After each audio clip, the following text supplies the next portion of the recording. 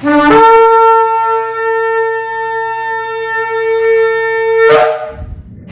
Shalom, está la congregación Beit Tefilá del sector Candelaria en Arecibo, Puerto Rico, en la carretera número 2, una vez más, todos reunidos para discutir otra parashá, el estudio de la parashá número 16, la parashá Beshalach, la cual significa cuando envió.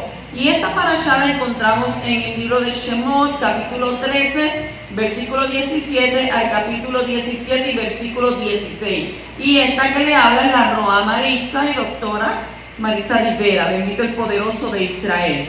Hacemos una introducción de lo que vamos a estar viendo en estos capítulos.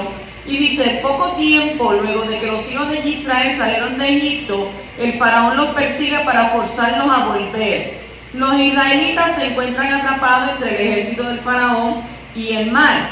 Y Yahweh le dice a Moshe que lleve su bastón o su vara por sobre el agua y el mar se abre para dejar paso al pueblo israelita y luego se cierra sobre los egipcios. Moshe y los hijos de Israel cantan una canción de alabanza y agradecimiento a Yahweh. Y en el desierto la gente comienza a sufrir sed, comienza a sufrir hambre y repetidamente se quejan ante Moshe y Aarón. Y Yahweh endulza milagrosamente las amargas aguas de Mará. Y luego hace que Moshe traiga agua de una roca a través de golpearla con su bastón. Hace descender maná del Shamayim antes del rocío para cada mañana para desaparecer del campamento israelita por la noche. O sea, bajaba por la mañana y ya por la noche no había nada. Los hijos de Israel entonces son instruidos para recolectar una doble porción de maná los viernes en el Yom Shishi, porque este no descenderá los Shabbat, los sábados, el día que es de descanso, que es un día decretado por Yahweh. Y algunos desobedecen y salen a recolectar maná en el séptimo día, pero no encuentran nada.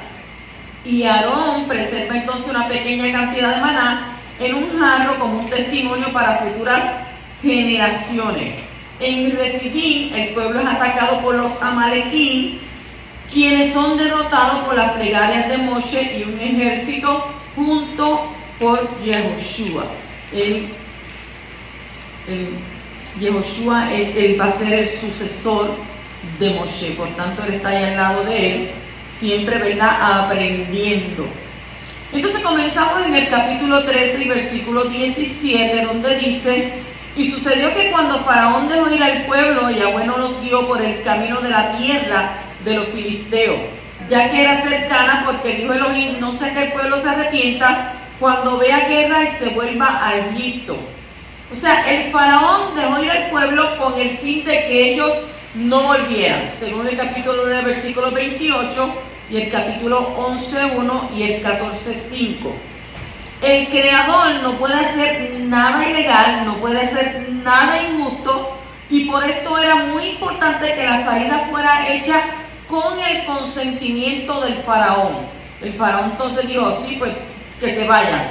Si no, hubiera sido ¿qué? Hubiera sido un hurto, hubiera sido un acto ilegal. Entonces Yahweh no es un ladrón ni es un mentiroso, y él no puede quebrantar su propia Torah, su propia palabra. O sea, porque la Torah es ¿qué? La Torah es la expresión de su carácter.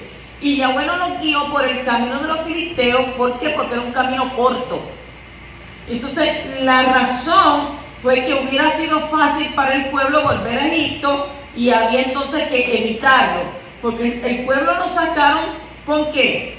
Con muchas pruebas, con muchas dificultades, y entonces si ellos van pasando un camino tan corto, ven a los filisteos y dicen, no, yo no voy a pelear, mejor me muero allá.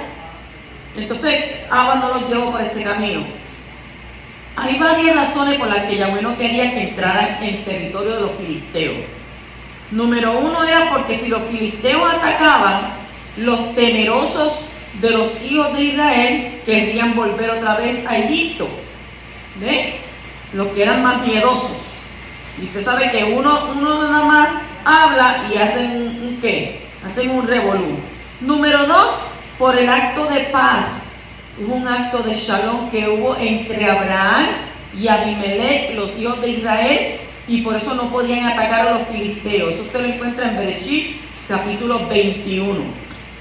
Y número 3, basado en Primera de Crónicas, capítulo 7, versículos 20 al 21, el Midrash dice que una gran parte de la tribu de Efraín salió de Egipto antes de tiempo y fue atacado por los filisteos.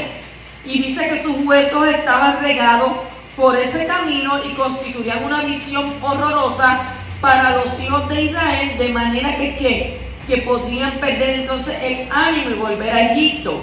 Y las palabras que dicen cuando vea guerra pueden ser interpretadas de qué? De esta manera. Por eso fue que Abba no les permitió ir por ese camino. Si imagínense yo hubiera ido y dice, pero mira para allá, los de la tribu de Efraín, mira todos los huesos, están todos muertos, así nos van a pasar a nosotros.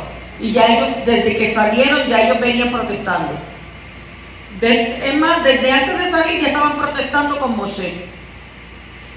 Capítulo 3 y versículo 19 dice, y Moshe tomó consigo los huesos de Yosef, pues éste había hecho jurar solemnemente a los hijos de Israel, diciendo, ciertamente os visitará Elohim, y entonces llevaréis de aquí mis huesos con vosotros.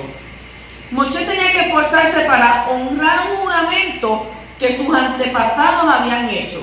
Él no estaba en ese tiempo. Entonces los hijos de Israel, los hermanos de Yosef, fue quienes hicieron ¿qué? El juramento. Y estaban en este momento, ¿cómo estaban ellos? Todos estaban muertos. Y por eso no podían entonces consigo llevar sus huesos. Porque como dice, con vosotros. Si ya todos ellos estaban muertos, no podían llevar los huesos de Yosef. Entonces de este texto se puede deducir que los huesos de los dos hermanos fueron llevados de Egipto y no solo los huesos de Yosef. En tal caso, cada tribu tendría que un ataúd consigo durante ¿qué? Durante los 40 años en el desierto. Y en definitiva, los restos mortales de Yosef, el símbolo mismo de la esperanza de libertad y redención que abrigaban los hijos de Israel durante su larga esclavitud en Egipto.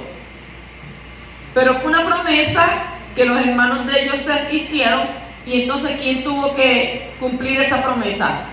Moshe. En el capítulo 3 y versículo 21 dice, Yahweh iba delante de ellos de día en una columna de nube para hacerlos guiar por el camino, y de noche en una columna de fuego para alumbrarlos, a fin de que anduvieran de día y de noche. Quiere decir que su providencia iba delante de ellos para preservarlos, para cuidarlos de todo evento malo. En términos similares se expresa el profeta Yeshayahu cuando dice, pues va delante de vosotros Yahweh, y Él, el que os reúne, el Elohim de Israel. Isaías, Yeshayahu 52:12. Ahí usted lo puede leer. Y lo mismo dice el profeta Mijá. ¿Quién es el profeta Mijá? El profeta, ¿quién? Miqueas. Profeta Miqueas. Dice, pues ha transitado su rey delante de ellos y Yahweh va al frente de ellos. Eso usted lo encuentra en Miqueas 2:13. Y todo esto hace alusión en el lenguaje alegórico a su altísima providencia, significando nuestro versículo en donde de Shemot, Éxodo 13:21, que el Kadosh Baruj Hu, con su poder y su providencia, forma en elemento aire una columna desde el cielo hasta la tierra, y era una columna recta, firme, como si fuera un edificio. Usted sabe lo que usted ve esa columna ahí, y luego esa columna se mueve atrás. Ellos vivieron cosas que nosotros no hemos vivido, porque nosotros lo que estamos viviendo, lo estamos viviendo por la fe, por la confianza. Como dijo Yeshua, bienaventurado el que no ve y cree. Entonces, ahí mismo Yeshua dijo, a este pueblo no se le van a dar milagros por vista, sino por qué, sino por emuná, por fe, por confianza. Si usted lo cree, así será hecho. Capítulo 14 y versículo 4 dice, y yo endureceré el corazón de Faraón, y él los perseguirá, y yo seré exaltado por medio de Faraón y de todo su ejército, y sabrán los egipcios que yo soy el creador, y así lo hicieron. ¿Para qué Yahweh nos mete en grandes problemas? ¿Usted no se ha preguntado? Hay mucha gente que lo dice, pero Yahweh, ¿por qué tú permites esto en mi vida? Cuando los hijos de Israel habían salido de Egipto, el faraón les había dado el permiso de celebrar fiesta y luego volver. Pero eso no era suficiente para Abba. Él quiso liberar al pueblo de la autoridad del faraón, matándole en el mar. Cuando el faraón fuese muerto, ya no habría dueño sobre sus almas esclavizadas. Y así que el plan del poderoso no era solamente dejar que los hijos de Israel se fueran al desierto para celebrarle fiesta y luego volver a la esclavitud. Eso no tendría sentido.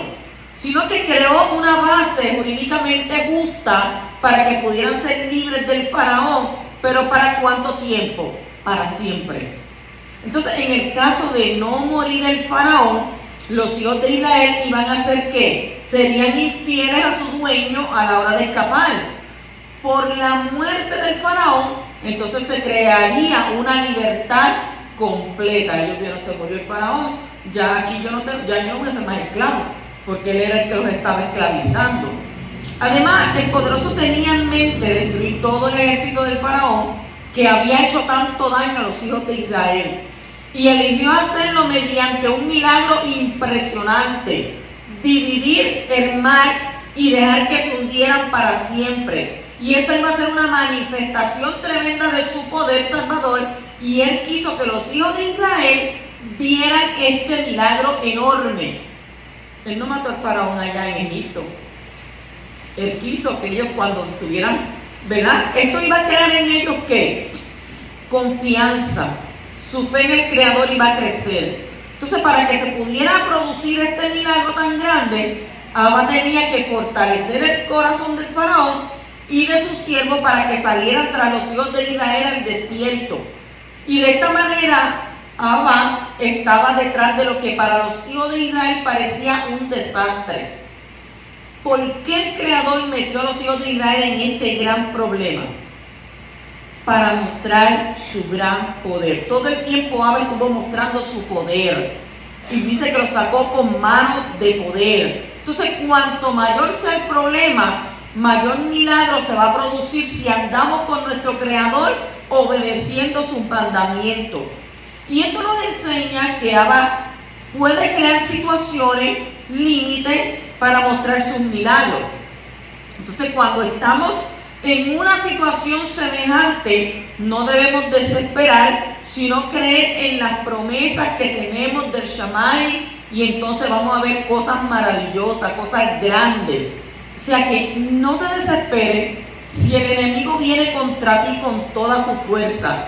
No te desalientes cuando el mal está delante de ti y el enemigo está detrás. No desfallezca tu corazón cuando todo parece imposible.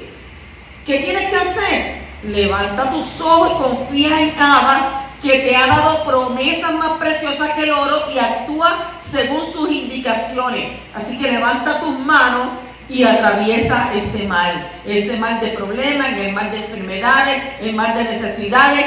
Levanta tu mano y dale toda rababa, Kadosh, dale esplendor, porque Yahweh tiene algo mejor de lo que estás viendo. Bendito el poderoso.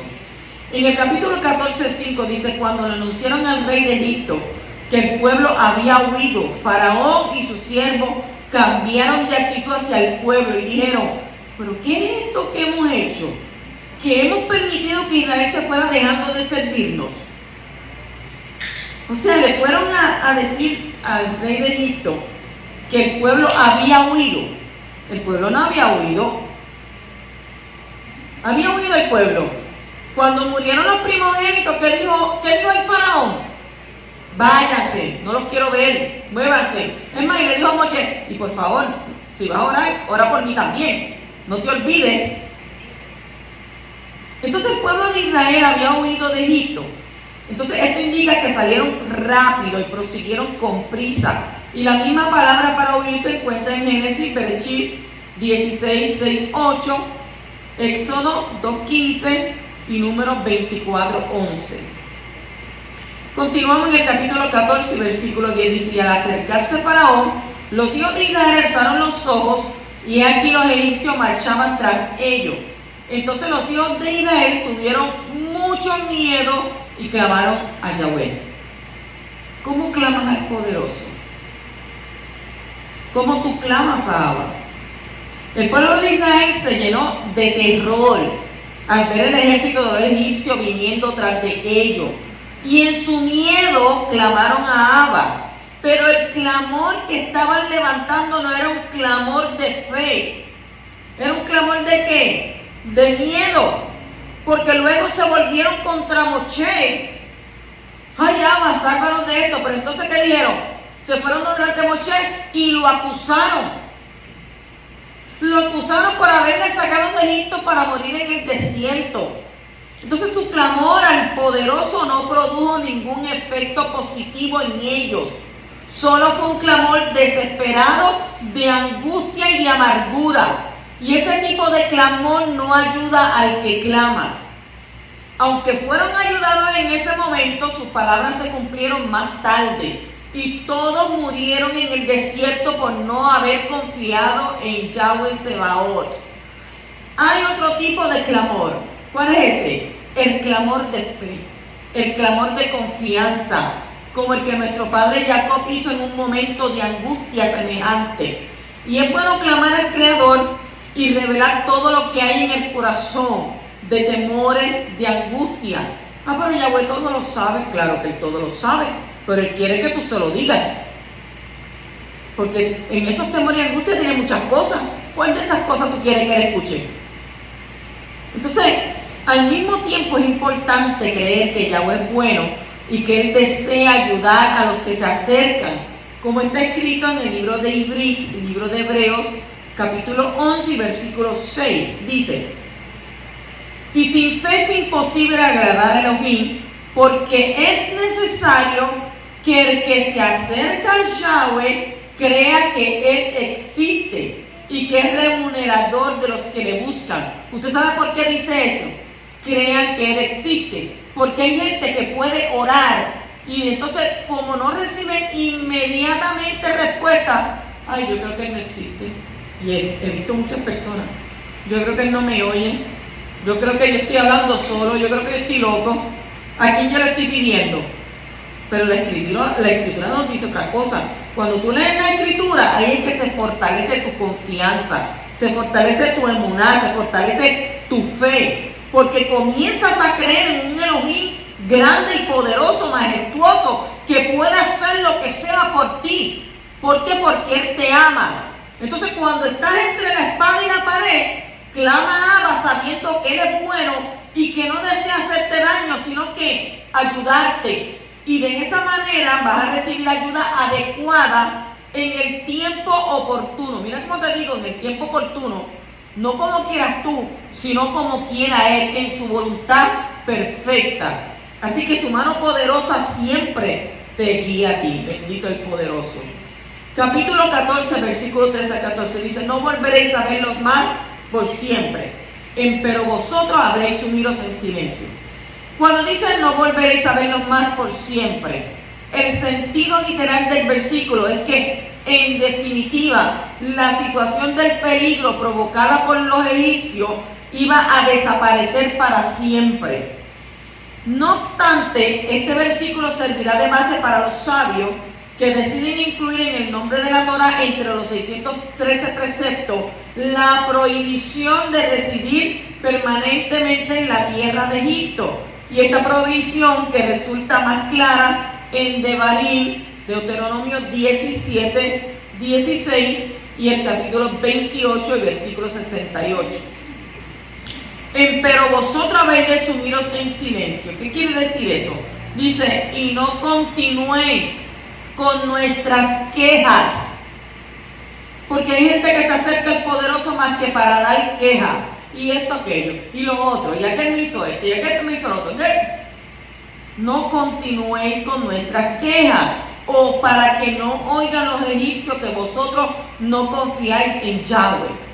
Porque mientras más se quejan, entonces dice, el faraón dice: pero mira, estos se están quejando y estos no creen en Elohim que los va a sacar de aquí. A veces nosotros nos quejamos, y cuando nos quejamos delante de Abba, los milagros no ocurren, los milagros no suceden.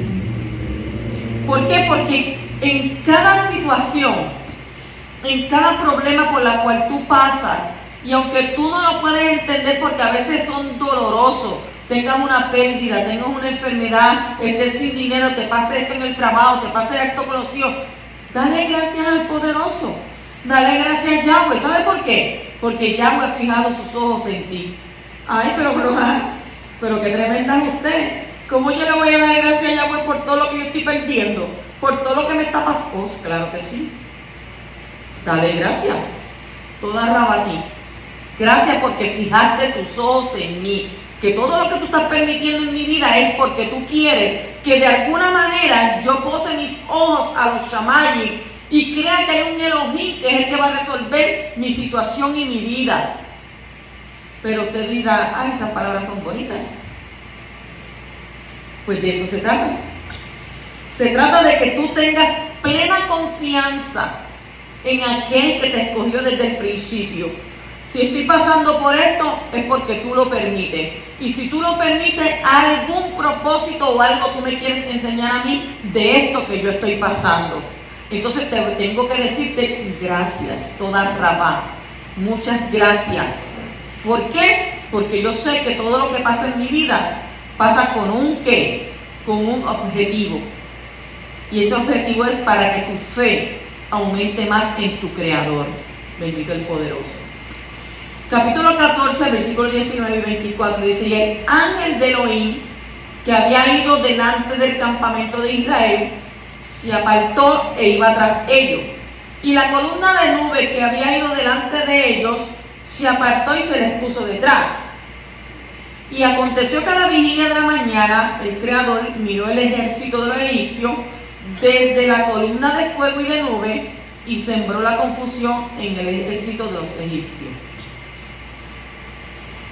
Y usted dice, ¿quién estaba en la columna de nube?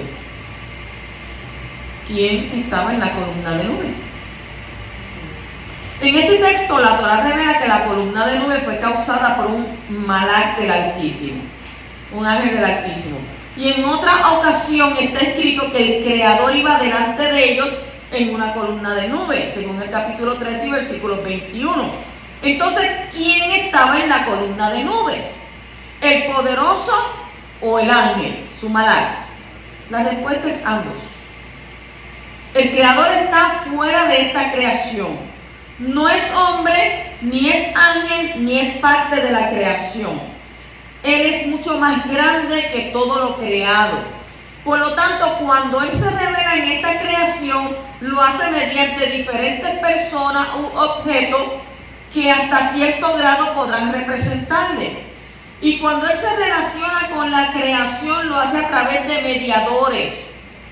Él mismo no puede moverse, ni subir, ni bajar, ni estar presente en un lugar y ausente en otro lugar de la creación. ¿Por qué? Porque Él está fuera de la creación. Él todo lo creó. Entonces, no es parte de este mundo, ni es parte del mundo de los espíritus, porque Él es el Padre de los espíritus, dice la Torá. Entonces, está fuera de todo, más allá de todo, pero al mismo tiempo está presente en todo, no siendo parte de las cosas creadas, sino vigilando sobre ellas, manteniéndolas unidas con su palabra, evaluando, dirigiendo todo según su propósito.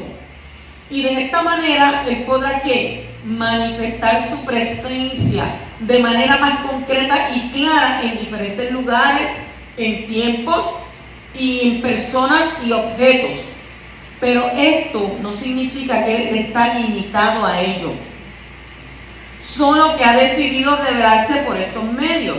Y todas las cosas creadas revelan algo de su forma de ser, pero nada de lo creado es Él, porque Él todo lo creó. Sin embargo, hay emisarios y objetos creados que de una manera especial revelan su presencia e intervienen de manera directa en la historia del mundo en nombre del invisible. Un ángel, un malach, es un emisario. Entonces, como hemos hablado muchas veces anteriores, un emisario representa ¿a quién? Al emisor. De modo que cuando el emisario actúa en nombre del emisor, es el emisor quien actúa. Entonces, de esa manera tenemos que entender estos textos. Así que cuando la Torá dice que el Creador miró al ejército de los egipcios desde la columna, fue el Malak que lo hizo como su representante. El Creador no necesita mirar desde la columna de nube porque su mirada es ilimitada y Él es omnipresente. Pero un ángel, un Malak, está limitado y solo puede estar en un lugar a la vez. El Malak estaba en la nube y así la presencia manifestada del Todopoderoso estaba allí por medio de ¿quién? De su representante. Y de la misma manera no podemos mezclar un hombre enviado por el Creador con el invisible mismo. El poderoso no es hombre ni puede serlo, pero sí puede revelar algo de su presencia por medio de ¿qué? De un hombre, pero no toda, porque Él es más grande que el Shamayim y los Shamayim de los Shamayim. Y cuando se revela por medio del Mashiach, lo hace de manera limitada, a pesar de que toda la plenitud de la deidad actualmente habita en Él corporalmente. No es lo mismo habitar que ser. O sea, Yahweh habita en ¿quién? En Yeshua, pero no en Yeshua. Yeshua representa el invisible, pero no es el invisible. Y por medio de ver al representante del invisible, se puede ver al invisible. Y el que ha visto un emisario, ha visto al emisor, pero no en todo su esplendor. Entonces, nadie podrá ver la plena manifestación del Todopoderoso y vivir. Es demasiado grande para nosotros. Y usted pues sabe que a medida que hemos estudiando, dice que cuando Moshe fue a su presencia, la gente no podía mirarlo. ¿Quién puede habitar en ese esplendor? Es un esplendor que te deja ciego. Por eso dice que él tenía que cubrirse para que no lo vieran. Entonces que Yahweh abra nuestras mentes para poder entender su grandeza. El capítulo 14 y versículo 27 dice: y los egipcios huían a su encuentro. En su perturbación y confusión, ellos corrieron hacia el agua, pues ellos pensaban que al huir de ellos volverían a tocar tierra seca, mientras que en realidad lo que estaban haciendo era que ellos avanzaban hacia el agua. ¿Ven? Todo con un propósito de agua. Capítulo 14, versículo 29 dice: mas los hijos de Israel pasaron en seco por el medio del mar. Este versículo complementa el versículo 22, que habla del inicio del cruce del mar por los hijos de Israel, mientras que el versículo 29 que acabamos de leer habla acerca del tránsito, tal vez prolongado, de los hijos de Israel a través del mar. Entonces los sabios del Midrash relatan que Yahweh partió el mar en 12 partes, probablemente haciéndose eco del salmista que dice: Legoset y Ansuf Ligesarim, el que dividió en partes el mar de los juncos, teniendo en cuenta que el tránsito de un pueblo numeroso, ¿cuántos salieron de allí? 600,000, más mujeres y niños.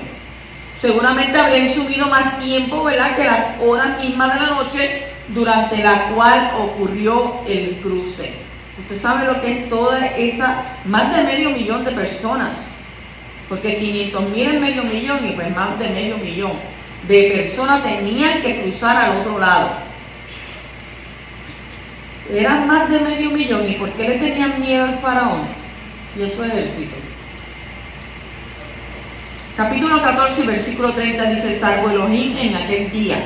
Ahora en realidad los hijos de Israel se sienten salvados, porque antes de este instante todavía ellos temían al rey egipcio, y por eso la Torah recalca Bayom Hahud, o sea, el día del hundimiento de Paró y su ejército. El capítulo 14 y 31 dice: presenció Israel el poder grande. La verdad es que los hijos de Israel veneraban a Elohim aún antes de presenciar el fin de los egipcios. Pero lo que están percibiendo ahora es la manifestación del poder de Yahweh antes que el poder de Elohim mismo. O sea, Barbanel, comentando este tema, agrega que a modo de ejemplo, que aquella persona que viere huella de pasos en la nieve o en el lodo pueda adivinar la dimensión de los pies aunque no los haya visto.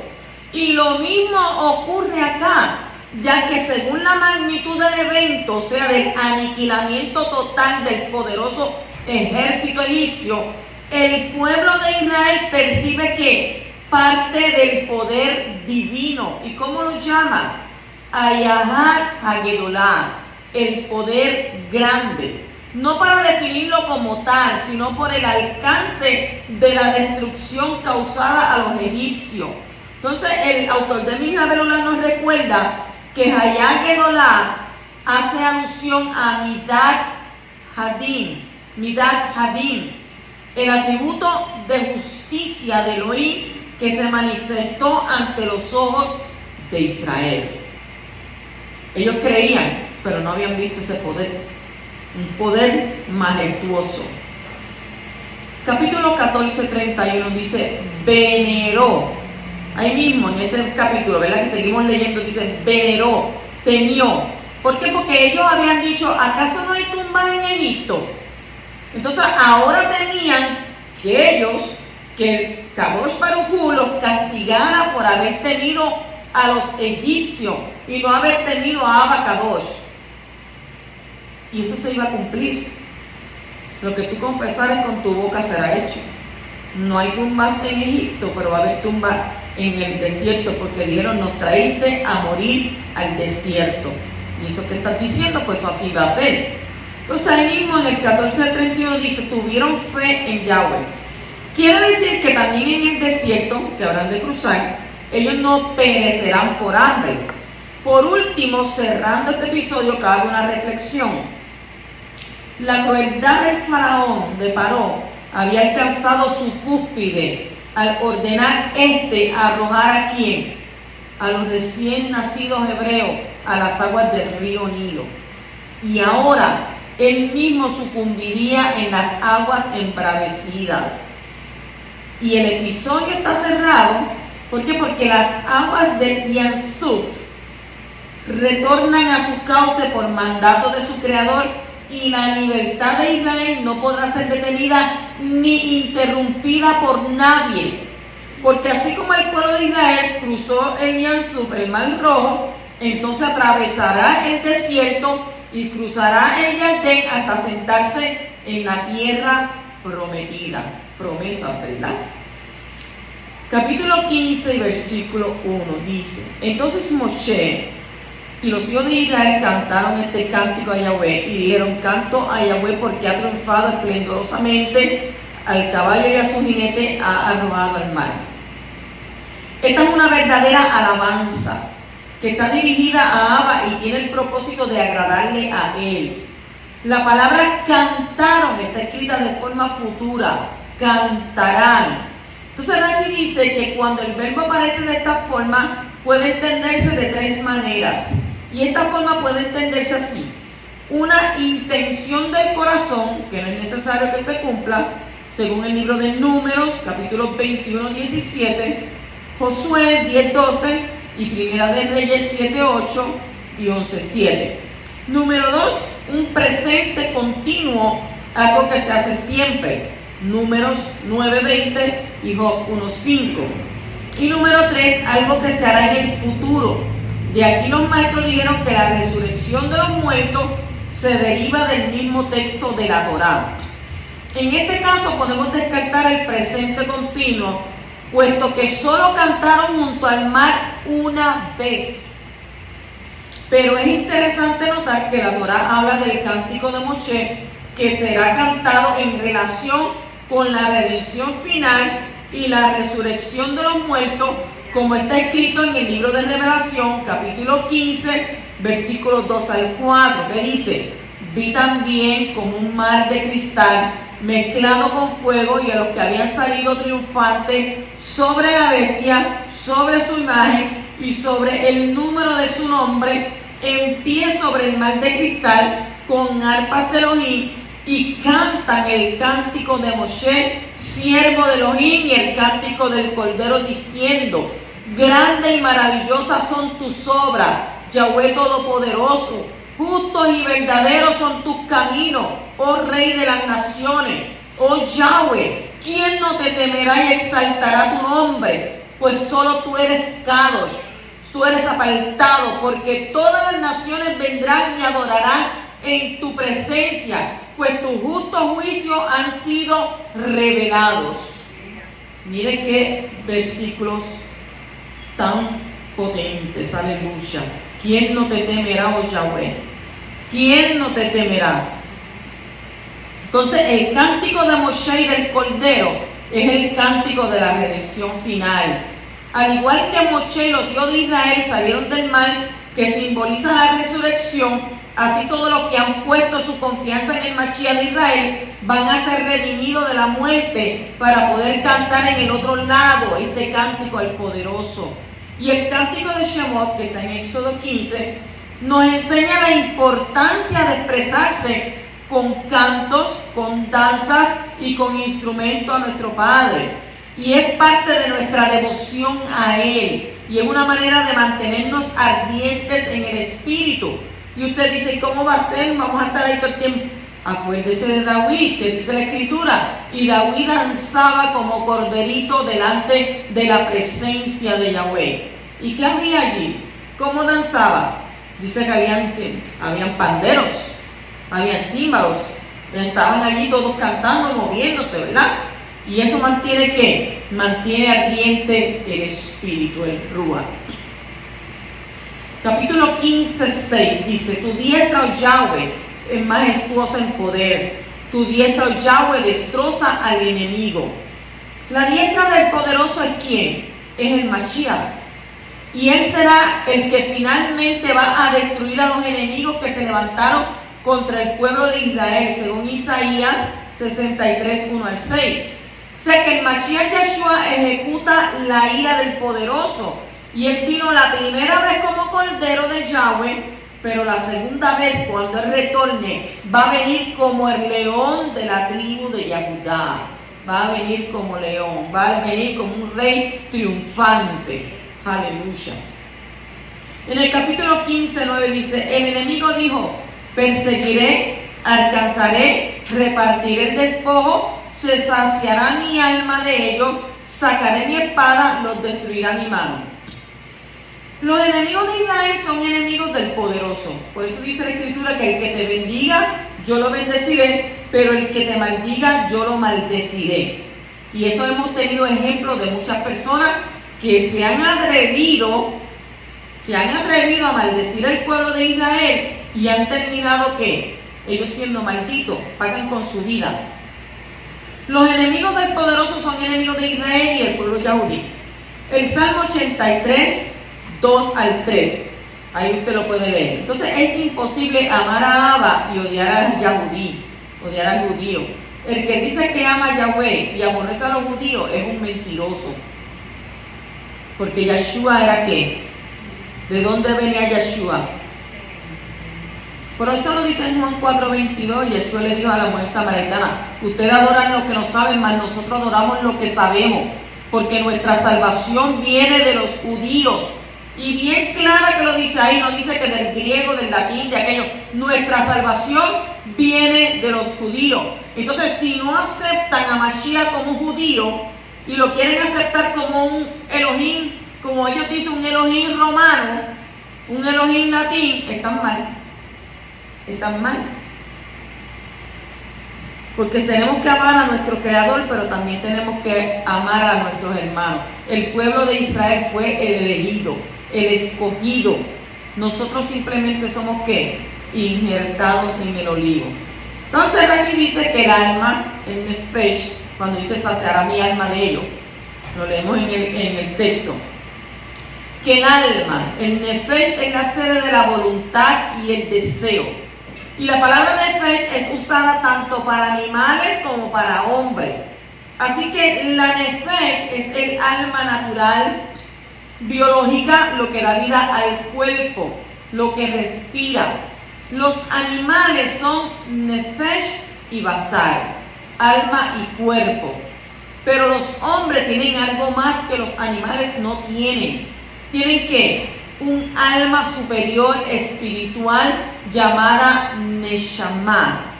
Entonces, en Génesis 1:27 Dice, el hombre fue creado, como está escrito ahí, ¿verdad?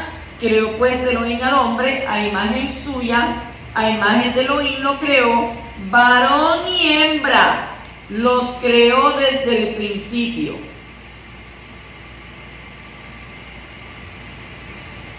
O sea que el acto de creación del hombre fue cuando el poderoso sopló el aliento de vida, o sea, él sopló el Nishmat Hayim en su nariz, y así el hombre fue hecho ¿qué? Un ser vivo, un alma viviente. Nefesh Hayah, según Génesis, Bereshit 2:7. Ahí puede ver, ¿verdad? Entonces el hombre recibió esa alma espiritual que los animales no tienen. La palabra hebrea para crear es bara, que significa dar existencia, hacer algo que no existía antes. Y el ser humano es ¿qué? El ser humano es espíritu, es alma y es cuerpo. Así que si falta uno de ellos, el hombre no es hombre, sino que es una fracción de hombre. Y el espíritu del poderoso es lo que está dando vida al espíritu del hombre, como está escrito en Job 32:8. Pero hay un espíritu en el hombre y el soplo del Todopoderoso le da entendimiento. Mire qué texto tan claro. En la resurrección, ¿qué va a suceder? El cuerpo también experimentará los resultados de la transformación del corazón del hombre. ¿Para qué? Para que todo el ser humano sea redimido de la muerte, para llegar a ser inmortal, como está escrito en Filipenses, capítulo 3, versículo 21, el cual transformará, dice, el cuerpo de nuestro estado de humillación en conformidad al cuerpo de su esplendor, por el ejercicio del poder que tiene aún para sujetar todas las cosas a sí mismo. En resumen, el hombre puede ser visto de esta manera, y mira cómo lo vamos a decir. Los animales se componen del cuerpo, alma inferior y espíritu, basar, nefesh y ruach. Pero ellos no tienen neshama. La diferencia entre hombres y animales es que el hombre también es alma superior, tiene neshama. Y en ocasiones la neshama y la ruach, el espíritu, son vistas como una unidad llamada entonces espíritu y a veces llamada alma. El intelecto superior está en la neshama, en las emociones y sentidos de moral que están en el espíritu, que están en el ruach, y en el intelecto inferior está ¿qué? En la nefesh. Pero déjeme decirle que también la escritura dice que a veces los hombres se corrompen como animales irracionales. Y allá vienen los animales y dicen, a ese no lo compares conmigo porque en algo tengo yo a veces razonamiento, en que respeto al poderoso. Pero dice la escritura, ¿verdad?, que los hombres se corrompen como animales irracionales. Cuando lo hacen es porque su entendimiento se ha cegado. Imagínese usted. Entonces, en el capítulo 15, versículo 13 dice, en tu misericordia has guiado al pueblo que has redimido, con tu poder los has guiado a tu Kadosh morada. La salida de Egipto es una redención.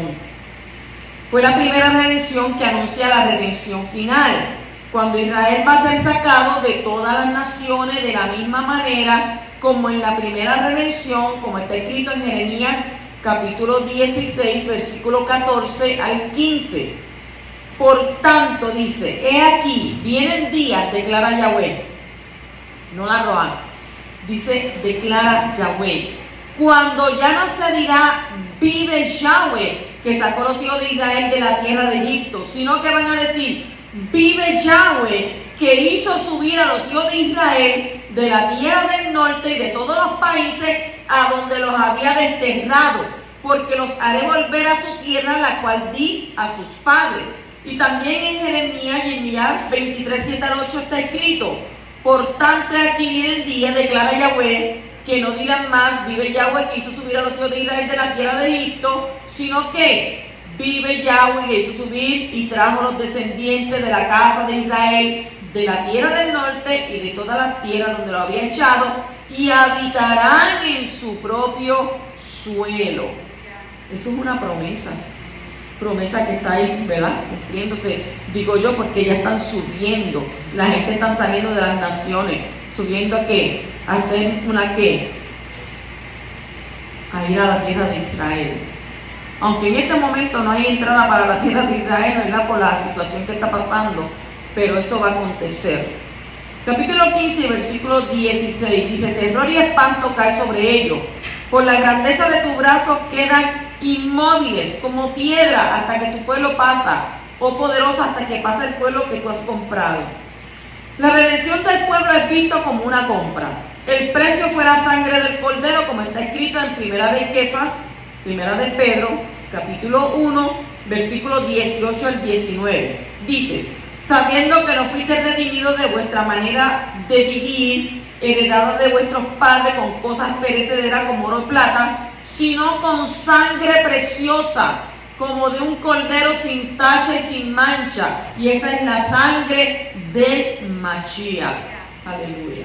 Capítulo 15, versículo 20 dice: y Miriam la profetisa, hermana de Aarón, tomó en su mano el pandero, y todas las mujeres salieron tras de ella con panderos y danza.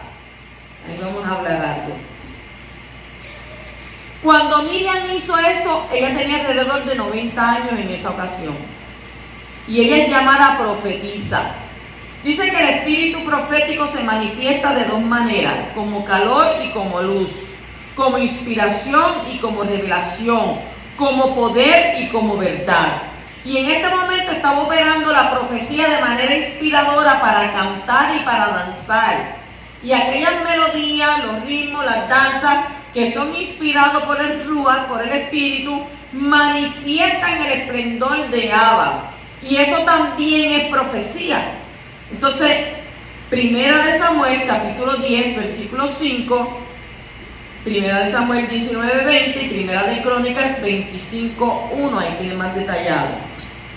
Capítulo 15, versículo 26 dice: y dijo: si escuchas atentamente la voz de Yahweh tu Elohim y haces lo que es recto ante sus ojos, y escuchas sus mandamientos y guarda todos sus estatutos, no te enviaré ninguna de las enfermedades que envié sobre los egipcios, porque yo Yahweh soy tu sanador. ¿Es posible vivir una vida sana?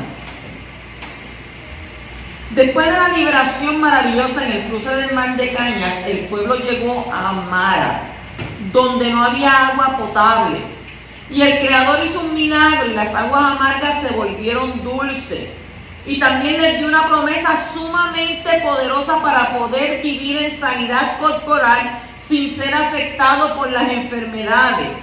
Y este texto nos muestra que hay una relación íntima entre obediencia a los mandamientos y protección y sanidad de enfermedades. El Creador se presenta como tu sanador. En hebreo se llama Rofeca.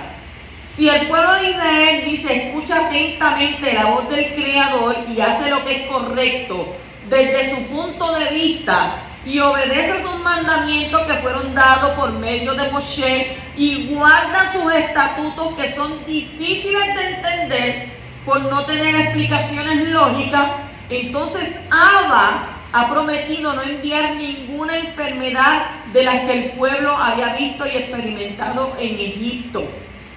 Esta promesa está dada de forma corporal al pueblo como una entidad unida. Y esto significa que, en primer lugar, que la obediencia colectiva es de ¿qué? Del pueblo, traerá una protección sobrenatural para que ninguno del pueblo tenga que caer enfermo. También implica que si el pueblo no vive en obediencia, sus miembros podrán caer enfermos. Yo vivo en obediencia, por si acaso. Oye, pero yo vivo en obediencia delante de mi Abba. Hasta, ¿verdad? Uno dice: Abba, ayúdame a vivir delante de tu presencia en obediencia. Lo intentamos, lo tratamos, ¿ve? Sin embargo, cuando un hijo de Israel está enfermo, no necesariamente significa que él haya sido desobediente. aunque también podría ser el caso. Pero también se puede entender esta promesa como algo personal, de modo que la persona que está dentro del pacto con los padres tendrá una protección divina sobre su cuerpo porque es obediente a la voz y los mandamientos del Poderoso. Estas promesas han sido confirmadas y ampliadas por medio del Mashiach Yeshua, que vino ¿para qué? Para renovar el pacto con Israel. Así que todos los que están en el Mashiach tienen el derecho de ser beneficiarios de este poder sanador. O sea que en la oración matutina los yahudí siempre terminan citando este versículo todos los días. Y es una confesión poderosa, y el que obedece y cree en esta promesa podrá obtener sus poderosas consecuencias con una vida en salud.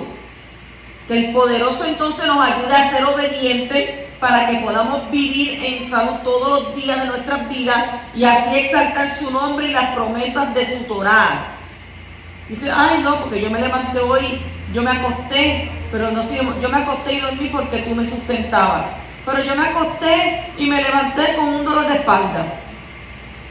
No, porque eso es que Yahweh me está permitiendo que tenga este dolor de espalda. No, seguramente no es que Yahweh está permitiendo que tenga un dolor de espalda. Lo que tienes que hacer es cambiar el colchón de tu cama. No puedes culpar a Abba porque te duele la espalda, cambia el matre y a lo mejor al otro día te amanece nuevo. No, pues no era Abba, ¿eh? Porque Abba no quiere que nosotros estemos enfermos. Abba quiere que nosotros seamos un pueblo sano, un pueblo lleno de salud. Pero a veces, ¿verdad? No es porque usted desobedezca. A veces que las cosas que están a su alrededor no le ayudan. ¿Ven? Si usted va a caminar mucho largo rato, va a estar de pie mucho largo rato, ¿qué usted va a sentir? Dolor en las piernas, ¿verdad que sí? Pues no venga a decir que ahora tiene la culpa que le manda un dolor en la pierna. Si estás ahí 8 horas parado. O si te sientas 8 horas también. Ay, esta cintura me duele, ¿qué hago esto? No, pero si tú también eres causante de eso, no vengas a echarle culpa a él. Así que pidámosle al Poderoso, ¿verdad?, que podamos vivir en salud todos los días de nuestras vidas. ¿Para qué? Para que podamos adorar y exaltar su nombre y las promesas de su Torá. Capítulo 16, versículo 2 dice: y toda la congregación de los hijos de Israel murmuró contra Moshe, contra Aarón en el desierto. La razón fue que ya no tenían nada para comer. Y Rashi dice que el pan o el lejen que ellos sacaron de Egipto duró 30 días. Sin embargo, en el libro de Deuteronomio de Barín 8, 2 al 3 dice: y te acordarás de todo el camino por donde Yahweh tu Elohim te ha traído por el desierto durante estos 40 años para humillarte, probándote a fin de saber lo que había en tu corazón, si guardarás o no sus mandamientos. Y te humilló y te dejó tener hambre y te alimentó con el maná que no conocía ni tus padres habían conocido, para hacerte entender que el hombre no solo vive de lejen, de pan, sino que vive de todo lo que procede de la boca de Yahweh. Esto nos da pie a pensar que había algún tiempo entre que terminó el lejen y el día cuando Yahweh les dio el maná. O sea, todo está por el Poderoso, ¿verdad? Todo tiene su forma de ser. Esto se te acabó, Yahweh te va a proveer. Pero ¿qué pasó con la gente? Pegaron a protestar, pegaron a quejarse. Entonces siguieron diciendo lo mismo: nos has traído este desierto a morirnos de hambre. Y antes, cuando salieron, ¿qué dijeron? No habían tumbas allá y nos traíste acá para enterrarnos acá. Entonces ahí ahora se le acabó el pan que venían por todo el camino comiéndoselo todos los días, y ahora vienen y dicen: adiós, pero y ahora no tenemos pan, nos traíste a morirnos acá de hambre. Yahweh tenía todo que calculado, tenía un propósito, y era de darle ¿qué? Darle pan, lejen de los Shammai, de los cielos.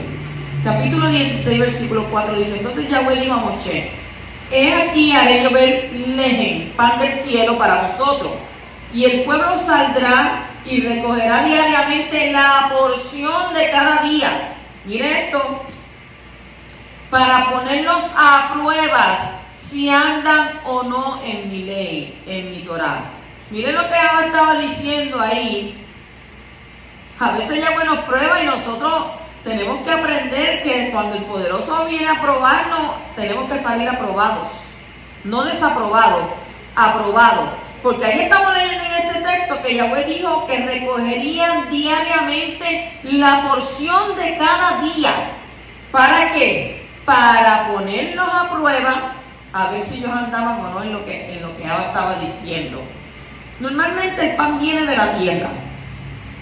Y aquí vemos cómo el poderoso cambia el orden de lo natural y les da el leje, le da pan del cielo, para enseñarles acerca del Mashiach, que es el pan del cielo, como está escrito en Yohanan 6, 31 al 35. Entonces, continuamos en el capítulo 16, 5, pues sucesión con esto. Dice, y sucederá que en el sexto día, cuando preparen lo que traigan, la porción será el doble de lo que recogen diariamente. Hay unas instrucciones fáciles de seguir. La gente no le gusta seguir instrucciones. La gente siempre hace las cosas como ellos entienden. La gente va a una tienda, allá vienen y se compran una computadora o se compra un DVD o compran un televisor. ¿Y qué hacen?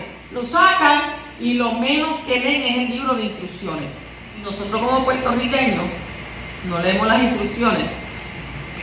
Sacamos lo que sea, lo enchuflamos, y ahora ¿qué pasó con esto? Que no prende. ¿Y qué le pasó a esto? Que yo no veo. Lee las instrucciones. Usted sabe que las planchas traen instrucciones. Usted sabe que las tostadoras traen instrucciones. Todo tiene instrucción. Y la instrucción es una guía, una dirección. ¿Para qué? Para que no te pierdas. Entonces, ¿por qué hay que cocinar el doble el sexto día de la semana? El Creador había causado que el pueblo tuviera hambre para probar lo que había en sus corazones y para luego hacerles bien con el milagro diario del maná del Shamay, según Devarim 8, 2 al 3 y el 16. En las instrucciones en cuanto al maná se incluyó la observancia del Shabbat. O sea que el Shabbat no fue dado en Sinaí, sino en el huerto del Edén para el hombre. Y antes de llegar al monte donde la Torá iba a ser entregada por escrito, el pueblo recibió instrucciones sobre el Shabbat. O sea que todos los días tenían que salir ¿a qué? A recoger el maná para luego cocinarlo solo para ese día. Pero había una excepción. El sexto día de cada semana tenían que recoger el doble para poder respetar el Shabbat y no trabajar recogiendo y cocinando en el día de descanso. El sexto día de la semana es un día de preparación, cuando se cocina no solamente para ese día, sino también todo lo que haga falta para el Shabbat. Hay gente que dice, a mí no me gusta la comida recalentada. Y ahí tenemos problemas. Que mucha gente no le gusta, ¿verdad? Pero al otro día es que sabe mejor la comida.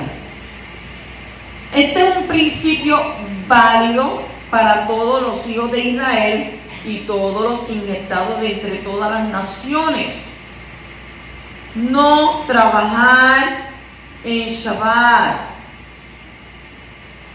Es recomendable preparar suficiente, ¿verdad?, para poder tener 3 comidas festivas durante el Shabbat. Por la noche, durante el día y luego por la tarde.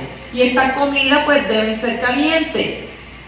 Entonces que el Todopoderoso nos ayude a vivir en Shalom con todas estas cosas prácticas, porque mucha gente se le hace difícil. Entonces grandes bendiciones vendrán sobre los que guardan el Shabbat de esta manera. Capítulo 16, versículos 20, 27 al 28 dice, mas no obedecieron a Moshe y algunos dejaron parte del maná para la mañana siguiente. ¿Cuáles fueron las instrucciones? Cocinar cada día lo que te ibas a comer. Pero crió gusanos y se pudrió.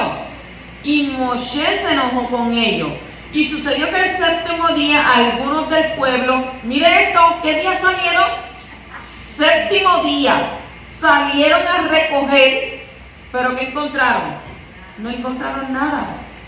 Entonces el Creador dijo a Moshe, ¿hasta cuándo os negaréis a guardar mis mandamientos y mis leyes, mis Toratot? Entonces, ¿por qué algunos no obedecen? ¿Por qué algunos no obedecen? El pueblo se había creado en esclavitud. Y el Creador quería ¿qué? Quería liberarles no solamente de la esclavitud física, sino también de la esclavitud espiritual, la del alma. Y en la esclavitud de Egipto el pueblo había sido forzado a obedecer. ¿Ven?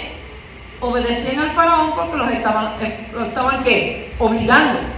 Pero a pesar de una obediencia exterior, no es seguro que había una obediencia de corazón. Solamente ellos obedecían para no tener ¿qué? Para que no lo golpearan, para no sufrir daño. Y esa obediencia es ¿qué? Condicional. Entonces, obedezco para que me vaya bien y para que no me pase nada malo. Pero la persona decide cuándo va a obedecer. Si hubiera podido ser desobediente, sin recibir golpes y daño, lo haría. Y esa obediencia no es la que Yahweh desea. Ahora, Yahweh los sacó de la esclavitud bajo el faraón para llegar a ser sus siervos. Entonces, la obediencia con el Creador tiene dos niveles. Y el segundo nivel es el que agrada a Abba. El primer nivel de obediencia es la que se hace por interés propio. Yo obedezco porque Él me va a dar esto. Y eso quiere decir que ¿qué? Que es para obtener beneficio propio o para no obtener castigo. Yo me porto bien para que no me den. Usted quiere tener ¿qué? Un beneficio. Entonces, en ese nivel de obediencia no está el corazón, sino que está ¿qué? El egoísmo. Entonces, esa obediencia trae consecuencias buenas, porque en toda obediencia hay bendición, aunque se haga con mala gana. Tengo que ir a la congregación. Pues no dejemos de congregarnos como muchos tienen por costumbre. Pero lo voy a hacer para que después, para que Yahweh me bendiga.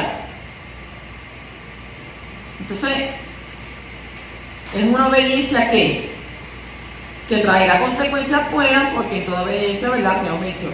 Sin embargo, hay otro nivel de obediencia, y es la del corazón.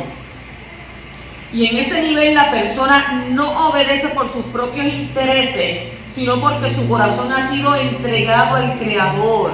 Y la obediencia de esa persona será igual en público como en privado. Si no me ven, pues yo actúo como quiera. Pero si me ven, yo estoy en obediencia. Pero no es así. Entonces, cuando todos la vean, como cuando está en secreto o a solas. Y esa es la obediencia más agradable para Yahweh, porque refleja el carácter del Mashiach, que es la imagen del invisible. Y algunos de los hijos de Israel pensaban que la liberación del faraón les daba el derecho de obedecer cuando les daba la gana.